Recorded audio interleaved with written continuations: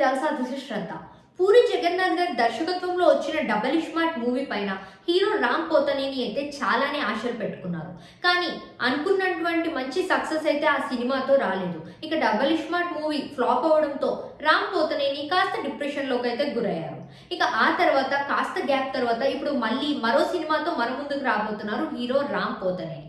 ఇక Ram 22nd film ఇది. ఇక ఆల్రెడీ పూజా కార్యక్రమం అయితే జరిగింది. ఇక ఈ సినిమాలో హీరోయిన్ గా భాగ్యశ్రీ గారిని అయితే ఫిక్స్ చేశారు. మిస్టర్ బచ్చన్ మూవీతో టాలీవుడ్ లో అడుగుపెట్టిన భాగ్యశ్రీ మంచి మంచి ఆపర్చునిటీస్ తో ఇండస్ట్రీలో దూసుకెళ్లిపోతున్నారు. ఇక ఈ సినిమా డైరెక్షన్ దగ్గరకు వచ్చేస్తే మిస్ శెట్టి మిస్టర్ పాలిశెట్టి సినిమాతో ఇండస్ట్రీకి పరిచయమైనటువంటి మహేష్ బాబు పి గారైతే ఈ సినిమాకి డైరెక్షన్ చేయబోతున్నారు అని చెప్పేసి తెలుస్తుంది.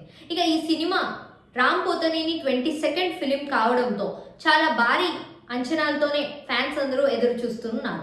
ఇక ఈ సినిమా చాలా భారీ బడ్జెట్ తో మైత్రి మూవీ మేకర్స్ వాళ్ళైతే నిర్మించబోతున్నారట. ఇక అతి త్వరలో ర్యాపో 22 సెట్స్ పైకి వెళ్ళబోతుంది అని చెప్పేసి అయితే తెలుస్తుంది.